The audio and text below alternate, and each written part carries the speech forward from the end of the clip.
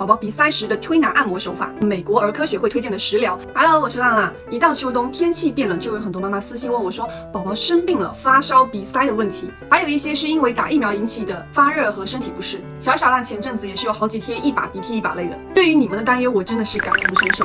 所以今天我把宝宝生病时最容易出现的感冒、鼻塞、咳嗽有痰、发烧不退这3个方面来分享，不去医院、不乱吃药，在家护理的干货。这些常识都是必备的，一定要收藏好哦。首先是最常见的感冒鼻塞，白天擦鼻涕把鼻子和上嘴唇都要擦红了，晚上好不容易睡着了，还听见鼻子被堵住的呼噜呼噜的声音，就很怕它变成鼻炎。处理鼻塞和通气比较好的方式有4种。第一，加湿器或者是浴室蒸汽。水蒸气是有助于鼻子中的粘液变得湿润，变得更软，所以就更容易流出来。加湿器我们家有2种，这个呢它是有专利技术，能够杀死水中的细菌，而且是能够根据温度来调节房间的湿度，让我们更舒适。那这一款它不是智能的，但是它对得起它这个价格，就比较适合对环境的湿度要求没有那么高的宝贝。而且它这里是可以当小夜灯，也可以在睡觉之前让宝宝在充满水汽的浴室中玩一会儿，也可以用热毛巾来敷敷鼻子。第2种就是生理盐水滴鼻器，如果说有浓稠或者是偏硬的鼻涕，让宝宝侧身，在他上侧的鼻孔滴2到3滴生理盐水，两边都滴完之后，等待30到60秒，再把宝宝抱起来。这时候软化的鼻涕就会通过咳嗽或者是打喷嚏排出来。第3个方法，吸鼻器。如果宝宝鼻子里有粘液自己出不来的话，就要用吸鼻器来吸，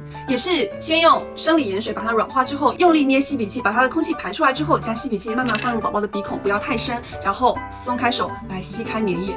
还有一种是这样子的，就是靠家长的嘴来吸，这头是轻轻放在宝宝鼻孔那儿。这2种都可以，但这种的话就比较好控制力道。如果还在一直流鼻涕的话，就用这种超级柔软的云柔巾，它跟一般的纸巾有非常大的差距，里面添加了保湿因子跟分层保湿的技术，所以它的手感摸上去是非常冰凉的，像有丝绸一样的手感。还有另外一种的手感，我自认为比这个手感还要好很多，只是正好我用完了。那第4步呢，再分享宝宝鼻塞时的推拿按摩手法。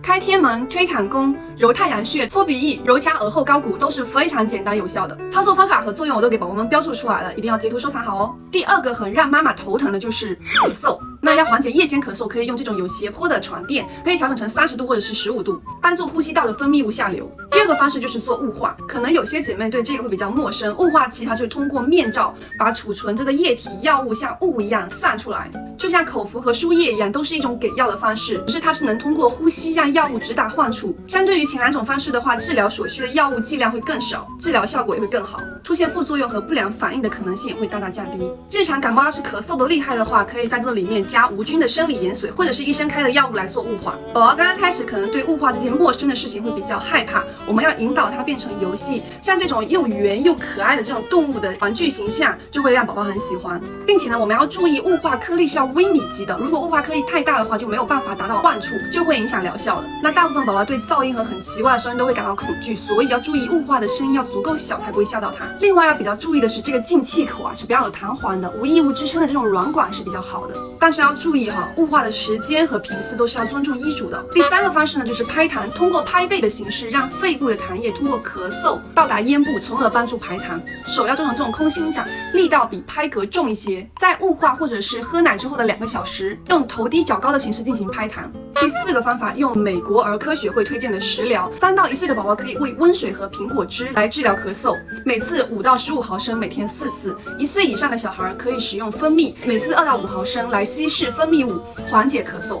但1岁以内的宝宝是千万不能使用蜂蜜的哦。第3大块就是最让我们着急的发烧，给宝宝测体温最容易的方式呢是用这种耳温枪。在测温之前要注意调整年龄组别，因为婴儿还有小童以及成人发烧的定义是不一样的。调整好以后就可以通过看显示屏上的颜色来判断宝宝的体温是正常与否。而且耳温枪对于不懂事不安分的小宝宝来说就会快准狠很多，而且它还配了很多这种专用的隔离套，换一个人用就换一个套，避免交叉感染。那3到6个月的宝宝基本是大于38度就是发烧了。什么情况下发烧都不用担心呢？就是吃睡完都是正常的，并且接种疫苗之后的低烧，并且不超过24小时，这种就不用担心。